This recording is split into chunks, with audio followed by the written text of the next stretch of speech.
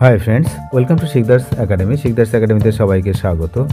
এই মুহূর্তে সবথেকে বিতর্কিত বিষয় হচ্ছে শিক্ষকদের টেট বাধ্যতামূলক। আপনারা জানেন যে এরকমই একটি রায় দিয়েছে সুপ্রিম কোর্ট 1 সেপ্টেম্বর 2025। তো এখানে এনসিটির ভূমিকা নিয়ে কিন্তু শিক্ষক মহলের একাংশের একটা ক্ষোভের সৃষ্টি হয়েছে। তার কারণ হচ্ছে এনসিটি তার ক্ষমতার অপব্যবহার করেছে, আর তার ফলাফল হিসেবেই কিন্তু এই ঘটনাটি সৃষ্টি হয়েছে। অর্থাৎ সুপ্রিম কোর্টের যেই রায়টি, তার পেছনে এনসিটির যে হচ্ছে ভূমিকা, সেই ভূমিকা কিন্তু খুবই বাজে দিকে রয়েছে। অর্থাৎ এনসিটির ভূমিকার জন্যই কিন্তু আজকে এই জিনিস হয়েছে, কারণ না এনসিটি তাদের ক্ষমতার অপব্যবহার করেছে, এমনটাই কিন্তু শিক্ষক মহলের মতে এখন উঠে আসছে এই বিষয়ে। তো আমরা এই ভিডিওতে একটু জানার চেষ্টা করব যে বিষয়টা কি। সেটা হচ্ছে এই যে এনসিটি 2009-এর অ্যাক্ট আপনারা দেখতে পাচ্ছেন এখানে খোলা আছে, এনসিটি 2009-এর অ্যাক্ট। তো এইখানে একটা পয়েন্ট ছিল, সেই পয়েন্টটা হচ্ছে 6 থেকে 14 বছর বয়সী শিশুদের বিনামূল্যে এবং বাধ্যতামূলক শিক্ষা প্রদান করতে হবে, এটাই কিন্তু এখানে ছিল। তো সেটা আমি আপনাদেরকে দেখাচ্ছি যে এখানে লেখা আছে 6 থেকে, এই দেখুন 6 to 14 ইয়ার্স এখানে লেখা আছে। এই 6 to 14 ইয়ার্স এই পর্যন্ত এইখানে লেখা আছে। এখানে কিন্তু বলা হয়েছিল যে তাদের শিশুদের, যে এই 6 থেকে 14 বছর বয়সী শিশুদের বিনামূল্যে এবং বাধ্যতামূলক শিক্ষা প্রদান করতে হবে। এবং এই যে আইনটা, এটাকে বাস্তবায়িত করতে কি করলো না, 2009 সালে আরটি অ্যাক্ট পাস হয়। এই যে আইনটা, যেটা আমরা খুলে আছি আমরা যে পিডিএফটাতে, তো এখানে আর শিক্ষকদেরও ন্যূনতম যোগ্যতা নির্ধারণের জন্য কেন্দ্রীয় সরকার একটি একাডেমিক কর্তৃপক্ষের দায়িত্ব দেয়। এটা কি না, এটা এখানে যদি আমরা 23 নম্বর, এই 23 নম্বর পয়েন্টটা দেখি, 23 নম্বর এখানে কিন্তু লেখা আছে যে এই যে দুটো বিষয়, একটা হচ্ছে শিক্ষকদের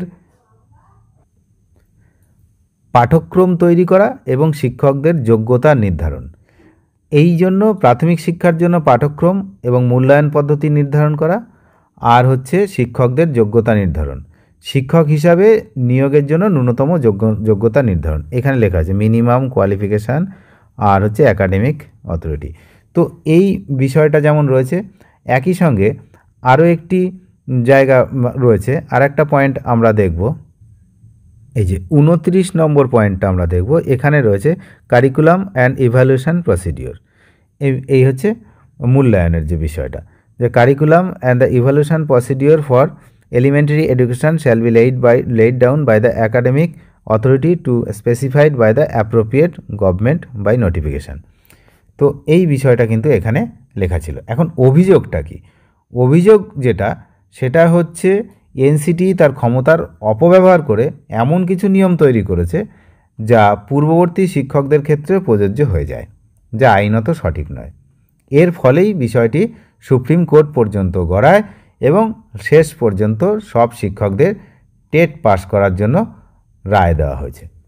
তো সুপ্রিম কোর্ট এই বিষয়ে যে রায় দিয়েছে, যেখানে এনসিটির কিছু সিদ্ধান্তের উপর প্রশ্ন তোলা হয়েছে, শিক্ষকরা মনে করছেন এনসিটি তার ক্ষমতার বাইরে গিয়ে পুরনো শিক্ষকদের উপর নতুন নিয়ম চাপিয়ে দিয়েছে। ঠিক আছে, তার মানে এনসিটি তার যে ক্ষমতা, সেই ক্ষমতার বাইরে গিয়ে পুরনো শিক্ষকদের উপর কিন্তু এই নতুন নিয়ম চাপিয়ে দিয়েছে, যা আইনত গ্রহণযোগ্য নয়। তো এখন এই রায়কে সংশোধন করার জন্য কেন্দ্রীয় সরকার এবং শিক্ষা মন্ত্রকের হস্তক্ষেপ কিন্তু প্রয়োজন। এছাড়াও এনসিটির আরও কিছু নতুন নিয়ম এসছে, সেই সম্পর্কেও আমরা একটু বলি যে বিএড এবং ডিএলএড এই সব কোর্সের জন্য কিছু নতুন নিয়ম এসছে। সেটা কি না, এই দুটো ডিগ্রি একসঙ্গে কেউ হোল্ড করতে পারবে না। মানে যে ব্যক্তি বিএড করেছে, বিএড, সে কিন্তু আর ডিএলএড করতে পারবে না। এই হচ্ছে গল্প, যেগুলো আগে ছিল না। তো এখন এই দুটো কোর্স একসঙ্গে কিন্তু ছাত্রছাত্রীরা করতে পারবে না। তো এই জন্য আরও একটা কি বিষয় না, এই দুটো কোর্সের জন্যই 6 মাসের স্কুল ইন্টার্নশিপ বাধ্যতামূলক করা হয়েছে। আর কি না, শুধুমাত্র কিছু তাত্ত্বিক বিষয়ে অনলাইনে পড়ানো যাবে, মূল শিক্ষাদান এবং ইন্টার্নশিপ এগুলো কিন্তু সব অফলাইনেই করতে হবে। বোঝা গেল, অনলাইনে পড়াশোনা সেটাও কিন্তু হবে না। আর ভর্তি পরীক্ষা সেটা আরও কঠোর হয়েছে। ডিজিটাল শিক্ষা, অন্তর্ভুক্তিমূলক শিক্ষণ পদ্ধতি এবং আধুনিক শিক্ষণ পদ্ধতি যুক্ত করা হয়েছে। তো এনসিইআরটি কিন্তু 2025-এ আরও নতুন কিছু নিয়মকানুন আনছে। এখন ঘটনা হচ্ছে, নতুন নিয়মকানুনের মধ্যে পুরনো শিক্ষকদের তো ফেলা যাবে না, যেটা কিন্তু আইনত উচিত নয়। তো তেমনই কিন্তু এনসিটি করছে। তো সেটাই হচ্ছে মূল বক্তব্য এই ভিডিওর, যে তারা তাদের ক্ষমতার কিন্তু অপব্যবহার করছে। এখন আমরা কি দেখব না, কেন্দ্রীয় সরকার এবং যে আমাদের শিক্ষা মন্ত্রক রয়েছে তারা এই বিষয়ে কি ডিসিশন নেয়, শিক্ষকদের স্বার্থ রক্ষার্থে তারা কি করে, সেদিকে আমরা নজর রাখছি। আপনারা নজর রাখুন। চ্যানেলে নতুন হলে অবশ্যই চ্যানেলটিকে সাবস্ক্রাইব করে সঙ্গে থাকবেন। Thank you.